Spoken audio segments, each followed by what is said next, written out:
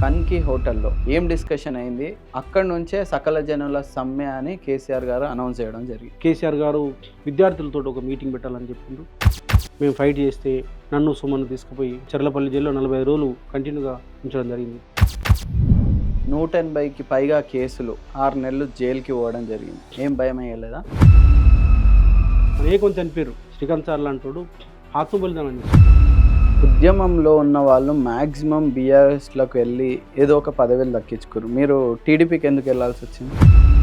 ప్రజలు టీడీపీ అనేది platform correct కాదు, రాజీనామా ఎవరికి అనుకున్నారు. అంటే తెలంగాణ రాష్ట్రాన్ని ఒక రకంగా టీడీపీ కూడా అడ్డుకుంది అన్న వాస్తవం కూడా మీకు తెలిసే మళ్ళీ టీడీపీ నుంచి గెలుస్తారని ఎట్లా అనుకోరు? సరే, అదంతా అది అయిపోయింది. దాని గతం టీడీపీ నుంచి కాంగ్రెస్కి ఎందుకు మారి? ఒక రాజకీయ కాంక్ష, ఈ పదవి కావాలి. రేవంత్ రెడ్డి గారిని 5 సంవత్సరాలు చాలా క్లోజ్గా వాచ్ చేసి ఆయన బిహేవియర్ ఎట్లుంటుంది? నేను 3-4 సంవత్సరాలు వారికి అవుట్గా నిలబడ్డాను. వారు నాకు నిలబడాల్సిన సందర్భంలో నిలబడలేదు. మూసీ అని, హైడ్రా అని రేవంత్ రెడ్డి గారు ఏం చేద్దాం అనుకుంటారు? 1,50,000 కోట్లు ఆయనకు రావాలని లక్ష్యంగా పెట్టుకున్నాడు. బీసీ ఉద్యమం గురించి ఎందుకు ఫైట్ చేస్తున్నారు? మా పిల్లలకు ఉద్యోగాలు లేవు కదా, మేము ఇంకా బర్రెలు కాసుకుంటూ గొర్రెలు కాసుకుంటూ కుల వృత్తికి పరిమితమైన. ఎస్సీ ఎస్టీ వాళ్ళు నష్టపోలేదా? రిజర్వేషన్లకు సంబంధించినటువంటిది ఎస్సీ ఎస్టీ సోదరులకు వస్తాయి. మేమేం పాపం చేసినాము ఈ దేశంలో? Hi friends, this is Pradeep Devasari. Welcome to our channel. Friends, ఇప్పుడు మనతో పాటు ఉన్నారు బీఆర్ఎస్ నుంచి రాజారాం యాదవ్ గారు ఉన్నారు. ఆయనతో మాట్లాడి అసలు బీసీ ఉద్యమం గురించి ఎందుకు ఫైట్ చేస్తున్నారు, ఏం లాభం పొందాలనుకుంటున్నారో తెలుసుకుందాం. నమస్తే సార్. ఏం సార్ అసలు బీసీ ఉద్యమం గురించి ఎందుకు ఫైట్ చేస్తున్నారు? ఈ దేశంలో కానీ ప్రపంచంలో కానీ ఎక్కువ నష్టపోయినటువంటి జాతి ఉందంటే అది బలహీన వర్గాలకు సంబంధించి బీసీ, ఓబీసీ. స్వాతంత్రం వచ్చినప్పటి నుంచి, రాజ్యాంగం అమల్లోకి వచ్చినప్పటి నుంచి ఈ దేశంలో బీసీలు నష్టపోతూనే ఉన్నారు. అంటే బీసీ ఒకటేనా సార్? ఎస్సీ ఎస్టీ వాళ్ళు నష్టపోలేదా? లేదు, ఖచ్చితంగా ఎస్సీ ఎస్టీ సోదరులు 100% నష్టపోతున్నారు. కానీ రాజ్యాంగబద్ధంగా బాబాసాహెబ్ అంబేద్కర్ కృషి ఫలితంగా ఎస్సీ ఎస్టీ సోదరులకి విద్యా, ఉద్యోగ, రాజకీయ రంగంలో రిజర్వేషన్స్ ఉన్నాయి. నేను చెప్పాల్సిన రిజర్వేషన్ విషయంలో సామాజిక అణచివేత, అంటరానితనము, అత్యంత వెనుకబడినతనము ఈ దేశంలో అనుభవిస్తున్న దళితులు, ఆదివాసులు. నేను దానికి కాదనట్లేదు. 100% ఈ దేశంలో ఎక్కువ నష్టపోతున్నటువంటి వాళ్ళే. కానీ రిజర్వేషన్ల విషయంలో, విద్యా, ఉద్యోగ రంగాల్లో రాజకీయంగా దక్కాల్సిన వాటా విషయంలో, ఎందుకంటే విద్యా, ఉద్యోగ, రాజకీయ, సామాజిక, ఆర్థిక రంగాల్లో సమాన వాటా అందరికీ రావాల్సిన అవసరం ఉంది. ఇవాళ 50% ఉన్నటువంటి బలహీన వర్గాలకి విద్యా, ఉద్యోగ, రాజకీయ రంగంలో రిజర్వేషన్స్ లేవు. రాజ్యాంగంలోకి వచ్చినప్పుడు కాకా కలర్ కమిషన్ వేసారు, దాన్ని తీసి పుట్టదాకలు వేసారు నెహ్రూ గారు. తర్వాత జనతా ప్రభుత్వము మండల్ కమిషన్ వేసింది. ఆ మండల్ కమిషన్ తీసుకుపోయి ఇందిరాగాంధీ గారు బీరోలు పెట్టి తాళం వేసారు. వీపీ సింగ్ గారు ఉన్నప్పుడు పెద్ద ఎత్తున బలహీన వర్గాలు మాకు రిజర్వేషన్స్ కావాలని చెప్పేసి, మేము ఏం పాపం చేసినాం ఈ దేశంలో, మాకు విద్యా, ఉద్యోగ రంగాల్లో రిజర్వేషన్స్ లేవు అంటే స్వతంత్రం వచ్చిన అంటే 90లో రిజర్వేషన్లు వచ్చినప్పటికీ 40 సంవత్సరాలు రిజర్వేషన్ లేవు. రైల్వేలో కానీ, సమాచార శాఖలో కానీ, దేంట్లో కూడా, బ్యాంకింగ్లో కానీ, ఎక్కడ కూడా, సెంట్రల్ విద్యా సంస్థల్లో కానీ, స్టేట్లో కానీ రిజర్వేషన్స్ లేకుండా బీసీలు బతికిండ్రు. తర్వాత 90 ప్రాంతంలో మండల్ కమిషన్ ఇంప్లిమెంట్ చేయాలని పెద్ద ఉద్యమం చేస్తే వీపీ సింగ్ గారు మండల్ కమిషన్ ఇంప్లిమెంట్ చేస్తే అది 27% వచ్చింది. దాని తర్వాత అనేక ఇబ్బందులు, కోర్టులు అడ్డం పడే పరిస్థితి, కులగణన లేదని, కాస్టెన్స్ లేదని, రిజర్వేషన్ చెల్లవని చెప్పేసి, ఇట్లా ఈ దేశంలో ప్రతి సందర్భంలో నష్టపోతున్నటువంటి వర్గం ఏదైనా ఉందంటే బలహీన వర్గాలు.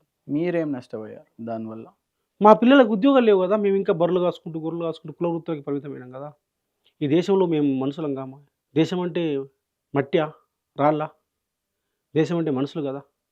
దేశంలో 50% ఉన్నటువంటి బలహీన వర్గాలకు చదువు వద్దా? మా పిల్లలు మాకు ఉద్యోగాలు వద్దా? మా ఉద్యోగాలు వేరే వాళ్ళు తీసుకుపోవాలన్నా? రాజకీయంగా మాకు ప్రాతినిధ్యం వద్దా?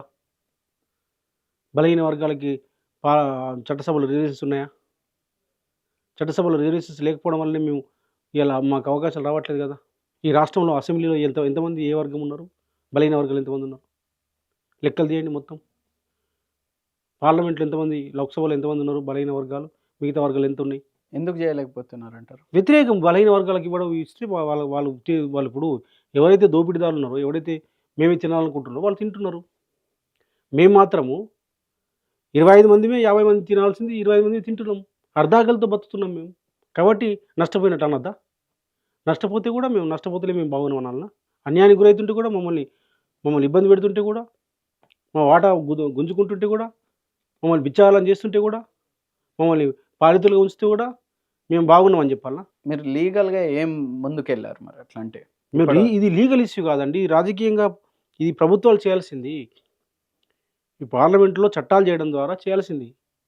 ఇప్పుడు ఈడబ్ల్యూఎస్ రిజర్వేషన్ తీసుకొచ్చిర్రు. ఓకే. ఫైన్. అగ్రకుల పేదలకి 10% రిజర్వేషన్స్ ఇస్తున్నారు. ఓకే. ఎస్సీ, ఎస్టీ సోదరులకి వాళ్ళ జనాదామాస ప్రకారం రిజర్వేషన్స్ ఇస్తున్నారు. ఓకే. ఎస్సీ, ఎస్టీ సోదరులకి వాళ్ళు ఎంతుంటే అంత రిజర్వేషన్స్ వస్తాయి. అగ్రకులంలో ఉన్నటువంటి పేదలకి, అగ్రకులాల్లో ఉన్నటువంటి వాళ్ళు జీవన్ రెడ్డి గారు చెప్పిండ్రు 5% ఉన్నాము మేము, మాకు 10% వస్తుందని చెప్పిర్రు. ఓకే. 10% తీసుకోండి. సంతోషం. మా వాళ్ళే మీరు కూడా. కానీ మరి బీసీలకు ఎందుకు ఇయ్యరు? రిజర్వేషన్స్ సామాజికంగా మా ఉన్న నా సోదరులకు తీసుకొని మాకంటే ఎన్నో రెట్లు అభివృద్ధి చెందినటువంటి ఇప్పుడు బీసీ రిజర్వేషన్ ఎంతుంది? ఎంత కావాలనుకుంటున్నారు? 22% ఉన్నది లోకల్ బాడీస్‌లో, 25% విద్యా ఉద్యోగ రంగంలో ఉన్నది. 50% ఉన్నాం కదా ఈ ఆ రాష్ట్రంలో. సీలింగ్ 50%కి మించొద్దు అన్నట్టు కూడా మరి ఇప్పుడు సుప్రీం కోర్ట్ ఓకే. ఏదో అదే మరి ఉంది అన్నట్టు ఈడబ్ల్యూఎస్ అన్నారు. ఎట్ట ఇచ్చిందండి? సీలింగ్ ఉంది కదా! ఈడబ్ల్యూఎస్‌కి అడ్డం కాదు. 50% కోర్టుకి వచ్చిన తర్వాత మొన్ననే కదా! హ్మ్. సుప్రీం కోర్ట్ జడ్జిమెంట్ ఇచ్చిండు. ఓకే.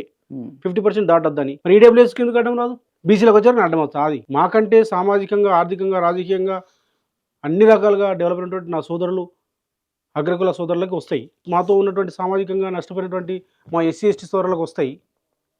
మేమేం పాపం చేసినాము ఈ దేశంలో? మేము హిందువులం కామా? ఈ దేశం మాది కదా! ఈ దేశంలో మేము లేమా? మేము ట్యాక్స్ కట్టట్లేదా? మాకెందుకు రావట్లేదు రిజర్వేషన్సు?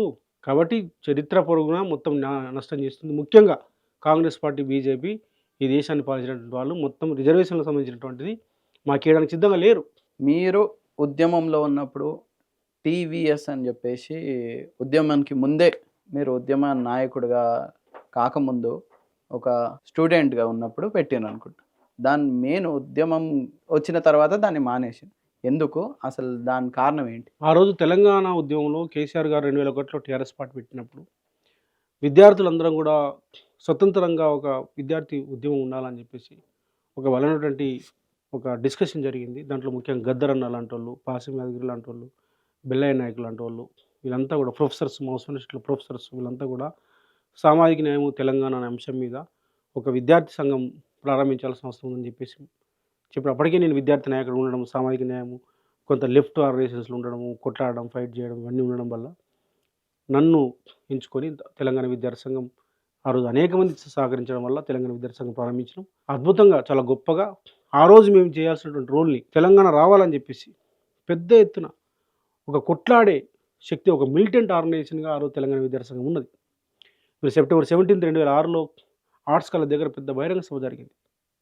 ఆ బహిరంగ సభకి జార్జి ఫెర్నాండెజ్ లాంటి వాళ్ళు, గద్దరన్న లాంటి వాళ్ళు చాలామంది వచ్చారు. వేల మంది విద్యార్థులు వచ్చారు. తర్వాత నెక్స్ట్ డేనే లగడపాటి రాజగోపాల్ తెలంగాణ ఆత్మగౌరవాన్ని కించపరిస్తే, మీరు తెలంగాణ వాళ్ళు తల్లిపాలు తాగినా, గాడిద పాలు తాగినంటే మా విద్యార్థి సంఘం, తెలంగాణ విద్యార్థి సంఘం నా నాయకత్వంలో ఆ రోజు పోయి మేము అడ్డుకోవడం జరిగింది. మీరు దాడులు చేశారు. అడ్డుకోవడమే కాకుండా అతను మమ్మల్ని నెట్టుకుంటూ పోతే కూడా దాడి కూడా చేయడం జరిగింది. ఆత్మరక్షణ కోసం మేమేం దాడి చేయలే. ఆయన మమ్మల్ని కొట్టిపోయిండు. మేము కూర్చున్నాం, దీక్ష చేసినాం, నిరసన తెలిపినాం. మమ్మల్ని పోలీసులు లగడపాటి రాజగోపాల్ మా మీద దాడి చేసిండు. లగడపాటి రాజగోపాల్ మనసులో మమ్మల్ని కొట్టిన గుండాలు. మేము అక్కడ శాంతియుతంగా నిరసనకు దిగితే మమ్మల్ని అరెస్ట్ చేసి మమ్మల్ని కేసులు పెట్టారు. ఈవెన్ తెలంగాణ విద్యార్థి సంఘం ఆధ్వర్యంలో లగడపాటి లాంటి వాళ్ళే కాకుండా తెలంగాణకు ఆ రోజు ఎవరైతే వ్యతిరేకంగా ఉన్నారో వాళ్ళందరికీ వ్యతిరేకంగా నిలబడేది తెలంగాణ విద్యార్థి సంఘం.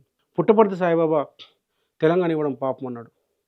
తెలంగాణ విద్యార్థి సంఘం మీ రాజారాం యాదవ్ ఆ రోజు తెలంగాణ ఉద్యమంలో భాగంగా దేవుడైనా సరే మేము ఎదిరిస్తాం, మాకు తెలంగాణ కావాలని చెప్పేసి సాయిబాబా టెంపుల్ ముందర కూడా 2007లో జనవరి, ఫిబ్రవరిలో ధర్నా చేసి దైవ దూషణ పేరు మీద ఒక కేసు పెడితే ఆ కేసులో అరెస్ట్ కావడం, జైలు కావడం జరిగింది. వైఎస్ రాజశేఖర రెడ్డి గారు ఉమ్మడి రాష్ట్రానికి ముఖ్యమంత్రి ఉన్నాడు. ఆ రోజు చాలా బలంగా ఉన్నాడు ఆయన. 2007లో అసెంబ్లీ లోపలికి వెళ్ళి ఆ రోజు టీఆర్ఎస్ పార్టీ ఎమ్మెల్యేలు మాకు సహకరించారు. చాలామంది పాసులు ఇచ్చారు.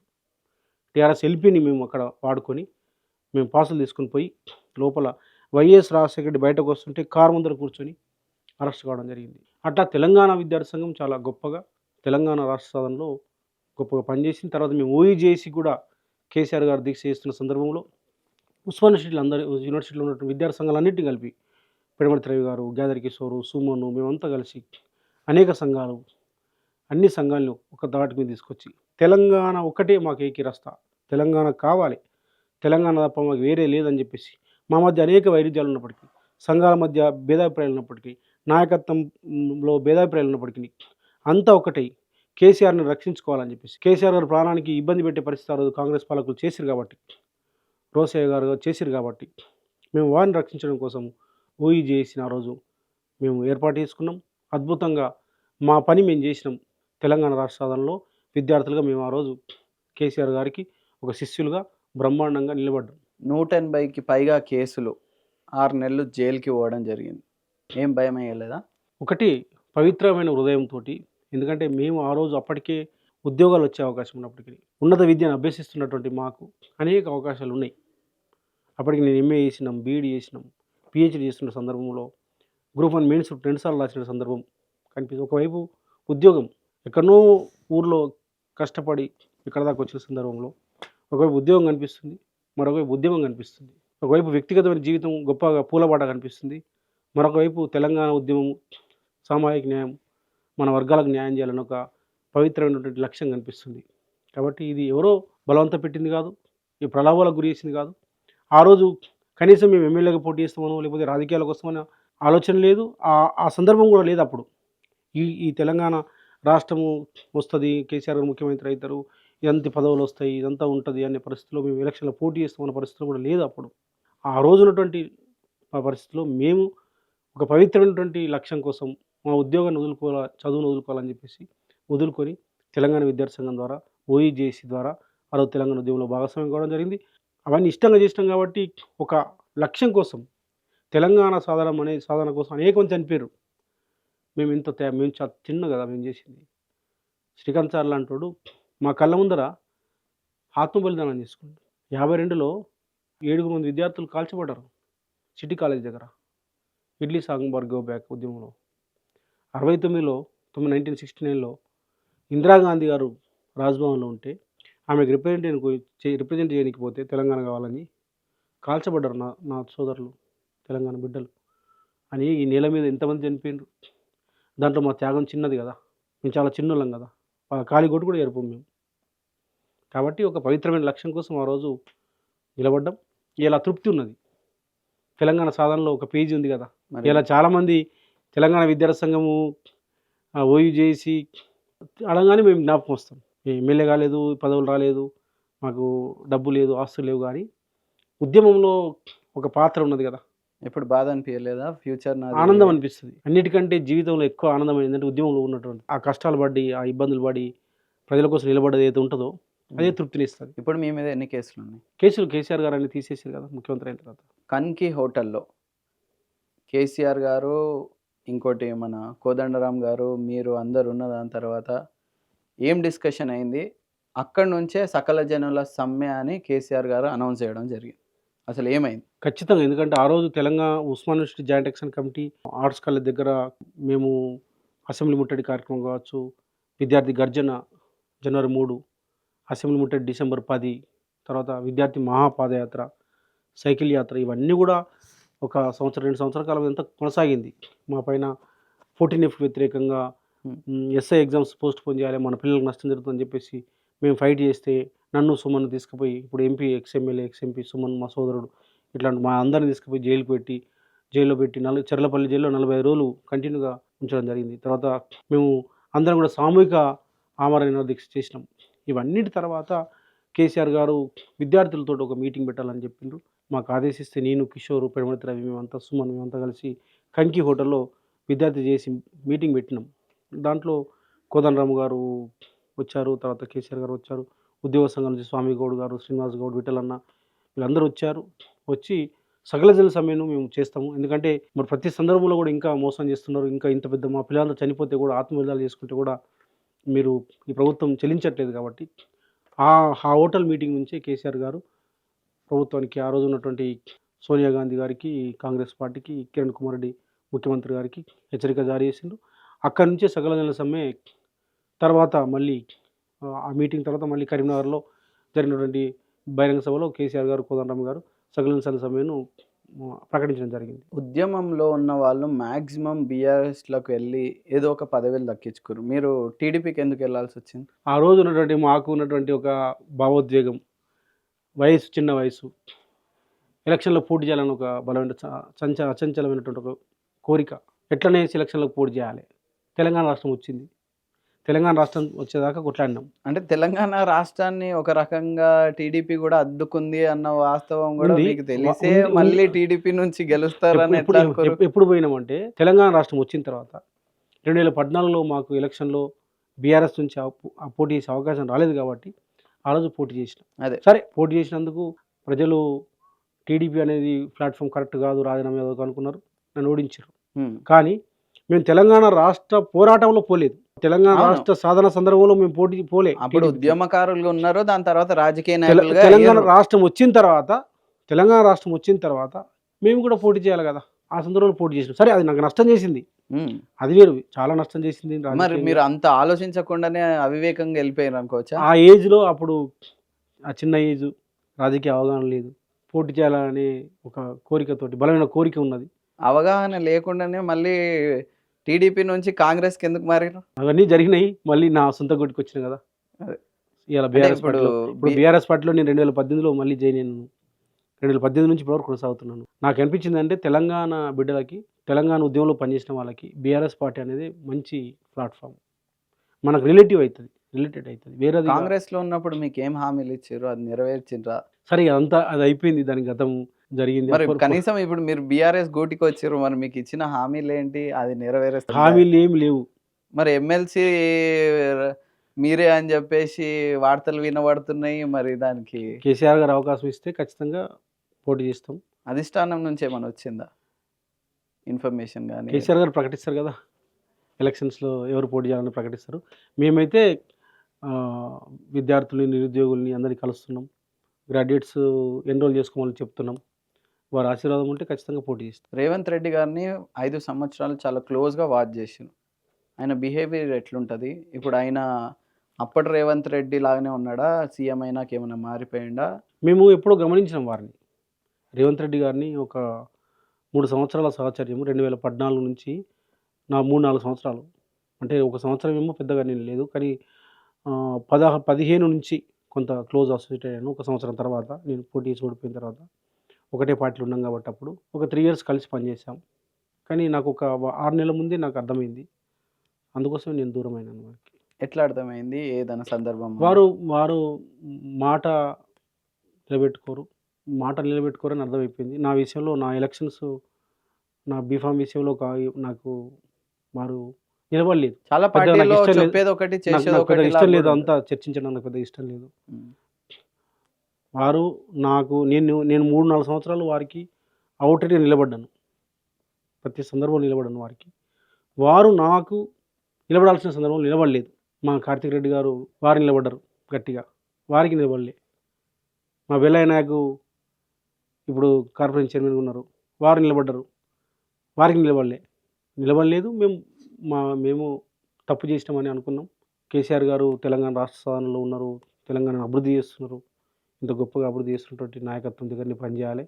ఇదే మాకు శ్రీరామ రక్ష అనుకున్నాం. బీఆర్ఎస్ పార్టీలో ఉన్నాం. వచ్చినాం మళ్ళీ. మూసీ అని, హైడ్రా అని రేవంత్ రెడ్డి గారు ఏం చేద్దాం అనుకుంటున్నారు? వారికి పరిపాలన చేయాలని, ప్రజలకు మేలు చేయాలనే తలంపు లేనటువంటి వ్యక్తి. ఒక రాజకీయ కాంక్ష. నేను పదవి కావాలి. పదవి కోసం ఏమేం చేయాలో అవన్నీ చేయాలి అనేది తప్ప ప్రజల మీద ప్రేమ కావాలి. ఈ తెలంగాణ ప్రాంతం మీద ప్రేమ కావాలి. తెలంగాణ ప్రాంతం మీద ప్రేమ లేదు వారికి. ఈ ప్రజల మీద ప్రేమ లేదు. రైతుల మీద ప్రేమ లేదు. ఆ కనెక్షన్ లేదు వారికి. కాబట్టి వారు అట్లాంటి నిర్ణయాలు తీసుకుంటారు. దాంట్లో ఏం మనం ఆశ్చర్యపోవాల్సిన అవసరం లేదు. నాకేం రేవంత్ రెడ్డి గారు ముఖ్యమంత్రి కాగానే గొప్పగా పాలిస్తాడని చెప్పేసి ఏమి అనుకోలే. నాకు మొదటి నుంచి కూడా అనుభవం ఉంది కదా. మరి బీసీలకు న్యాయం చేస్తారు అనుకుంటారా రేవంత్ రెడ్డి గారు? రేవంత్ రెడ్డి గారు 100% బీసీల వ్యతిరేకి. మరి కులగణన ఇవన్నీ కూడా ట్రాష్. మీరు చూడండి. ఇప్పుడు రేవంత్ రెడ్డి గారు నిజంగా కులగణన చేసిండా? ఆయనకైనా చేసిండా? ఇక్కడ ప్రజా ఉద్యమం ద్వారా చేసిండా? ఏదో ఒక రకంగా ఆయనకైనా చేస్తున్నాడు. చేయలే. దీన్ని మొన్న రాహుల్ గాంధీ గారి దగ్గర వచ్చినప్పుడు మాట్లాడుతున్నాడు రేవంత్ రెడ్డి గారు. కులగణన ఎటువంటి లీగల్ ఇష్యూస్ లేకుండా నేను కులగణన చేస్తున్నా, ఆదర్శంగా ఉంటున్నా, నేను సోల్జర్‌ని అని చెప్పి మాట్లాడిండ్రు. నిజంగా వారు అట్లా అనుకుంటే మరి వారు అధికారంలోకి వచ్చిన తర్వాత మొన్న అధికారంలో రాగానే కామారెడ్డి డిక్లరేషన్లో భాగంగా కులగణన వేసి స్థానిక సంస్థల ఎన్నికలకు పోతాం, స్థానిక సంస్థలో 47% రిజర్వేషన్ ఇస్తామని చెప్పారు కదా. రాహుల్ గాంధీ గారు చెప్పారు, వీరు చెప్పారు కదా. ఎందుకు దాట వేసి 2 రోజుల దాకా? ఎందుకు లోకల్ బాడీ ఎలక్షన్స్ పెట్టాలని చూసిండు? ఎలక్షన్స్ ఎంత రేపు ఎల్లుండని అన్ని పేపర్లో టీవీలలో రాలేదా? మేము కొట్లాడాల్సిన పరిస్థితి ఎందుకు వచ్చింది? మేము అరెస్ట్ కావాల్సిన పరిస్థితి ఎందుకు వచ్చింది? మేము ధర్నాలు చేయాల్సిన పరిస్థితి ఎందుకు వచ్చింది? మేము దీక్షలు చేయాల్సిన పరిస్థితి ఎందుకు వచ్చింది? మా వాళ్ళు అంగర్సాగి చేయాల్సిన పరిస్థితి ఎందుకు వచ్చింది? బీసీ సంఘాలు, బీసీ నాయకులు మేమంతా అంటే బీసీ ఉద్యమానికి తలొగ్గినటువంటి, ముఖ్యంగా బీసీ జనసభ చేసినటువంటి పోరాటానికి తలొగ్గినటువంటి రేవంత్ రెడ్డి గారు స్థానిక సంస్థల ఎన్నికలు వాయిదా వేసుకున్నాడు. 42% రిజర్వేషన్ ఇస్తా అని చెప్పిండు. ఇంకొక పెద్ద బూటకం ఏం తెలుసా? కావాలని చెప్పేసి దీన్ని లీగల్ లిస్టులోకి నెట్టాలని ప్రయత్నం చేసిండు. చివరి వరకు ప్రయత్నం చేసిండు. రాహుల్ గాంధీ గారి దగ్గరనేమో నేను లీగల్ ఇష్యూ లేకుండా కులగణన చేస్తా అన్నాడు. కానీ చివరి వరకు కులగణన చేయకుండా, బీసీలకు రిజర్వేషన్ ఇవ్వకుండా దాటేయాలని కుట్రలు కుతంత్రాలు పడినాడు. కుప్పిగంతులు వేసిండు. అనేక రకాలుగా ప్రయత్నాలు చేసిండు. మీరు గమనించండి, వారు బీసీ కమిషన్ వేసిండు. బీసీ కమిషన్ చెల్లదు, బీసీ కమిషన్కి సాంటిటీ లేదు. కులగణన చేయాలంటే లోకల్ బాడీస్లో రిజర్వేషన్స్ బలహీన వర్గాలకు ఇవ్వాలంటే డెడికేటెడ్ కమిషన్ ఉండాలని చెప్పేసి, అది సుప్రీంకోర్టు జడ్జిమెంట్ ఉన్నదని చెప్పేసి మేమంతా నెత్తి నోరు మొత్తుకున్నాం. డెడికేటెడ్ కమిషన్ ఇవ్వకుండా బీసీ కమిషన్ వేయడం ఉద్దేశం ఏంది? అంటే తెలియకుండానే చేసిండు అంటారా? కావాలని చేసిండు. ఎప్పుడు డెడికేటెడ్ కమిషన్ వేసిండు అంటే, మొన్న ఆర్ కృష్ణయ్య గారు హైకోర్టులోకి వెళ్ళి డెడికేటెడ్ కమిషన్ ఇవ్వకుండా ఈయన మోసం చేస్తున్నాడు, మా బీసీలను మోసం చేయడం కోసం ఏమారుస్తున్నాడు అని బీసీ కమిషన్ ద్వారా ఈ ఎలక్షన్స్ కులగణన చేయడం కోసం ప్రయత్నం చేస్తున్నాడు. దీని ద్వారా ఇది కోర్టు కొట్టేస్తాయి, సుప్రీంకోర్టు జడ్జిమెంట్ ఉందని చెప్పేసి హైకోర్టులో వారు కేసు వేస్తే, అప్పుడు హైకోర్టు ముట్టికాయ పెట్టి నువ్వు కులగణన కోసం డెడికేటెడ్ కమిషన్ ఏమంటే అప్పుడు డెడికేటెడ్ కమిషన్ వేసాడు. ఒకటే మాట చెప్తున్నాను, అంటే మనస్ఫూర్తిగా వేయలేదంటారు. మనస్ఫూర్తిగా అసలు చివరి వరకు ప్రయత్నం చేసిండు. చివరి వరకు ప్రయత్నం చేసిండు.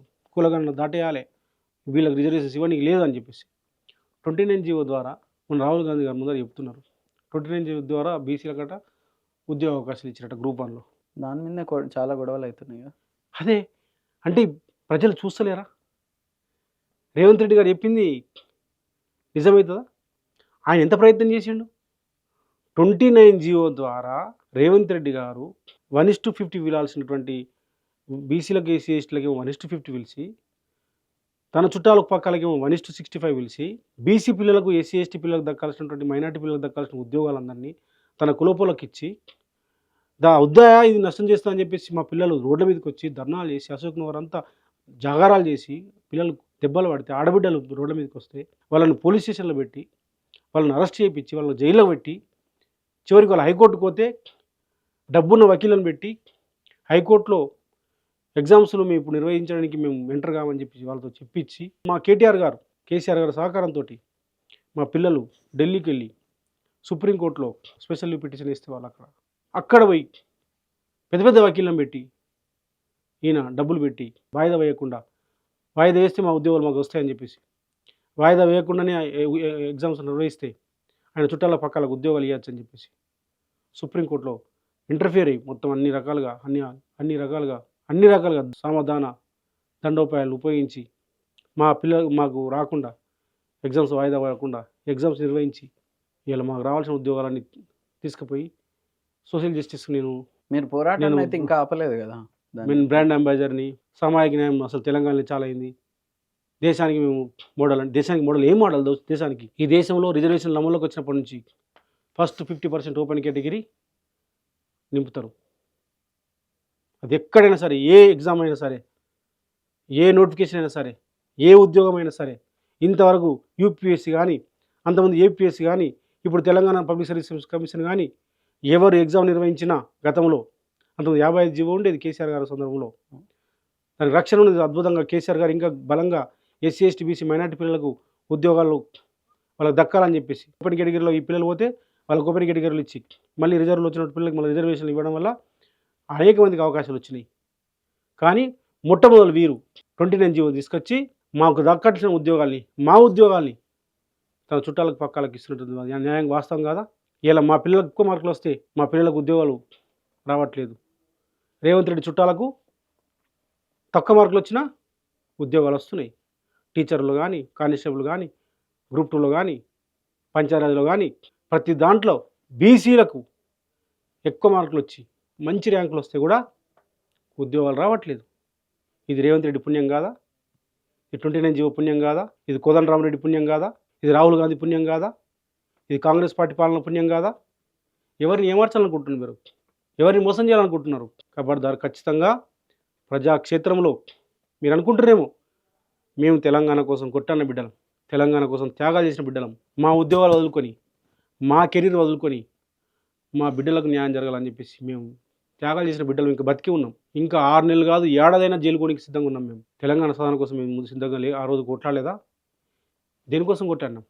మా ఉద్యోగాలు మాకు కావాలని. ఆంధ్రుడు కొట్టకపోతుండు, మా ఉద్యోగాలు మాకు కావాలని, మా తెలంగాణ బిడ్డలకు ఉద్యోగాలు కావాలని. ఇవాళ నువ్వు మా బిడ్డల ఉద్యోగాలను కొట్టకపోతే మమ్మల్ని బిచ్చాలా చేయాలని చూస్తే మేము ఊరుకుంటామా? ఖచ్చితంగా ప్రజాక్షేత్రంలో యుద్ధమే చేస్తాం భవిష్యత్తులో. మీరు అనుకుంటారేమో మేము విజయం సాధించినా అని చెప్పి. సుప్రీంకోర్టులో నువ్వు విజయం సాధించలేవు, నువ్వు ఓడిపోయినావు. హైకోర్టులో నువ్వు విజయం సాధించడానికి విరవీగుతున్నావు, నువ్వు ఓడిపోయినావు. హైకోర్టులో ఓడిపోయినావు నువ్వు. హైకోర్టులో గెలవడం ద్వారా నువ్వు ఓడిపోయినావు. సుప్రీంకోర్టులో నువ్వు గెలవడం ద్వారా ఓడిపోయినావు. మన ఎగ్జామ్స్ నిర్వహించడం ద్వారా నువ్వు ఓడిపోయినావు. మన గ్రూప్ 2, గ్రూప్ 3 ఉద్యోగాల విషయంలో సంఖ్య పెంచమని పిల్లలు ఉద్యమం చేశారు, పెద్ద ఎత్తున కొట్లాడిండ్రు. పెంచితే నీ ముళ్ళేం పోతుండే? నువ్వు నోటిఫికేషన్ ఇచ్చిన ఒకటన్నా? కేసీఆర్ గారు ఇచ్చింది కదా. మంది కుట్టిన పిల్లలు నా పిల్లలని చెప్పుకుంటున్నావు సిగ్గు లేకుండా. ఏడ ఉద్యోగాలు ఇచ్చినావు నువ్వు? ఒక నోటిఫికేషన్ ఇచ్చినావా? కాబట్టి ఇవన్నీ పబ్లిక్ డొమైన్లో ఉన్నాయి. ఇవన్నీ విద్యార్థులు, ఉద్యోగస్తులు, నిరుద్యోగులు అందరూ గమనించారు. రైతులు మోసం చేసినావు, కార్మికులు మోసం చేసినావు, నిరుద్యోగులు మోసం చేసినావు, ఉద్యోగులను కూడా మోసం చేసినావు. మొన్న 5 డిఏలు ఇవ్వాలి వాళ్ళకి, ఉద్యోగస్తులకి. ఒక డిఏ ఇచ్చింది. అన్నీ చూస్తున్నారు ప్రజలు. పిఆర్సీ అసలు దిక్కేలేదు కదా. దాని మీద ఫైట్ చేయాలి. ఖచ్చితంగా చేస్తాం కదా. ఇవాళ గతంలో కేసీఆర్ గారు ముఖ్యమంత్రిగా ఉన్నప్పుడు దేశంలో ఏ ఉద్యోగికి లేనటువంటి జీతాలు ఇవాళ తెలంగాణ ఉద్యోగులకు ఉండే. ఆ రోజు సెంట్రల్ గవర్నమెంట్ ఉద్యోగుల కంటే ఎక్కువ ఉండే జీతాలు. నువ్వు పిఆర్సీ ఇస్తాను, డిఏలు ఇస్తాను, ఏమైంది? ఎందుకు ఇస్తలేవు? కాబట్టి ప్రతిదీ కూడా ఉన్నది, ప్రతి దాని మీద మేము కొట్లాడతాం. క్యాస్ట్ సెన్సస్ పైన చాలా ఫైట్ చేసింది మీరు, కానీ దాని క్రెడిట్ ఎందుకో మీకు సరిగ్గా దక్కట్లేదని అనుకుంటున్నాను. మీరేమంటారు? అట్లా ఏముండదు. ఇప్పుడు తెలంగాణ విద్యార్థి సంఘం గురించి మాట్లాడిండ్రు. తెలంగాణ విద్యార్థి సంఘం చాలామంది తెలియకపోవచ్చు. అప్పుడు ఉన్నటువంటి వాళ్ళకు ఇప్పుడు కొత్త పిల్లలు తెలియకపోవచ్చు. చరిత్రలో ఎడిపోతుంది మనం చేసిన పోరాటం. ఎవరు చేసిన పోరాటము, ఎవరు చేసింది వాళ్ళకి దక్కుతుంది ఖచ్చితంగా. పర్లేదు, కొద్దిమంది ఎక్కువ ప్రచారం చేసుకుంటూ ఉంటారు, తక్కువ చేసి ఎక్కువ చేసుకుంటూ ఉంటారు. మాకేమో కొట్లాడడం తప్ప ప్రచారం చేసుకోవడం రాదు. ప్రజలందరికీ తెలుసు. ఇప్పుడు చాలామంది సోషల్ మీడియాలో నేను ఫైట్ చేస్తున్నా అట్లా ఇట్లా అని చెప్పేసి బీసీ ఉద్యమాలు పెద్ద పెద్ద సభలు నిర్వహిస్తున్నారు. మీరు దానికన్నా ఎక్కువ పోరాడింది క్రెడిట్ రాకుండా ఏమంటే మంచిదే. నేను ఏమంటున్నా అంటే రాజారాం యాదవ్ ఆ రోజు కులగణన చేయాలి, 42% రిజర్వేషన్స్ ఇవ్వాలని, కామారెడ్డి డిక్లరేషన్ ఇంప్లిమెంట్ చేయాలని, కామారెడ్డి డిక్లరేషన్ అనేది ఒకటి ఉందని కాంగ్రెస్ పార్టీ హామీ ఇచ్చిందని దాన్ని బయటకు తీసుకొచ్చి మేము రౌండ్ టేబుల్ పెట్టి, మేము సదస్సులు పెట్టి, మేము ధర్నాలు చేసి, ఇందిరాపార్క్ దగ్గర ధర్నాలు చేసి, మేము సెక్రటరీ ముట్టడి చేసి ఇదంతా చేసినాం. సరే, కొద్దిమంది సోదరులు వచ్చారు, మంచిదే కదా ఉద్యమానికి. వాళ్ళకి రాని ప్రచారం అయితే ఏమున్నది? ఎవరైతే ఏమిది, మా మిత్రులే కదా. కాజు ముఖ్యం.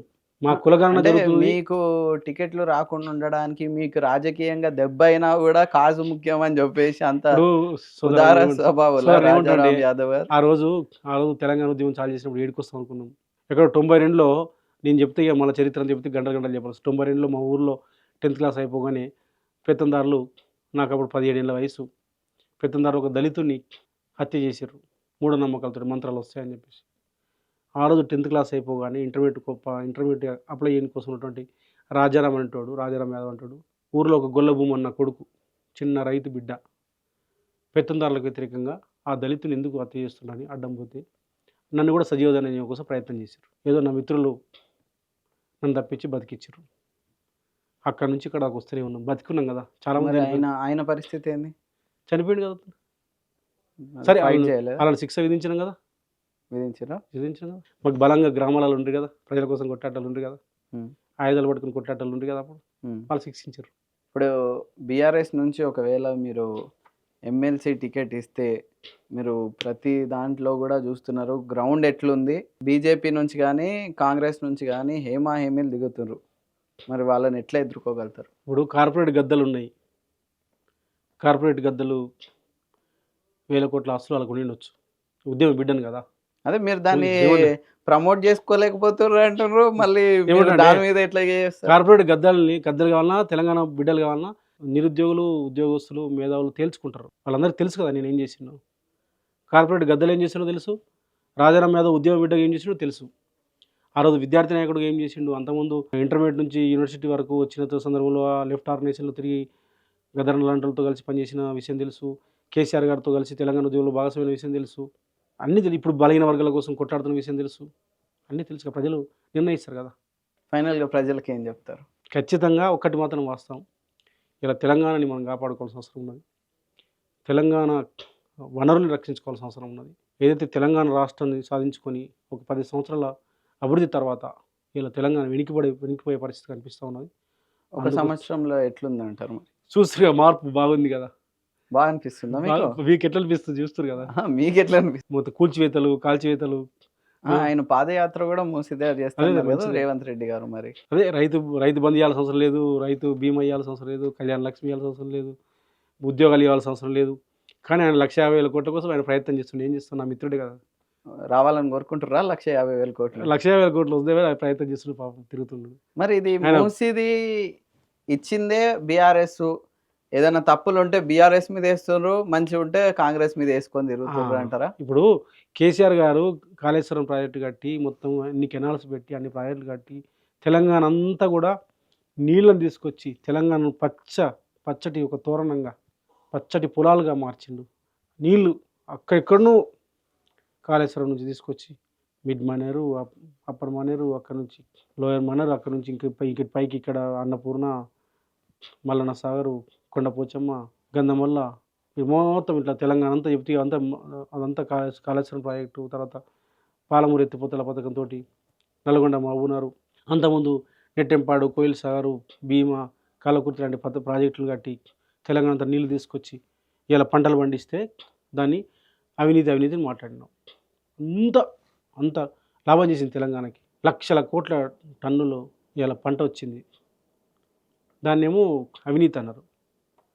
ఈ ప్రాజెక్టుతో 1,50,000 పెడతాడు, దాంట్లో నీళ్ళు పోస్తాడు. దాంట్లో ఎవరికి అన్నం పెడుతుంది, ఎవరికి నీళ్ళు వస్తాయి?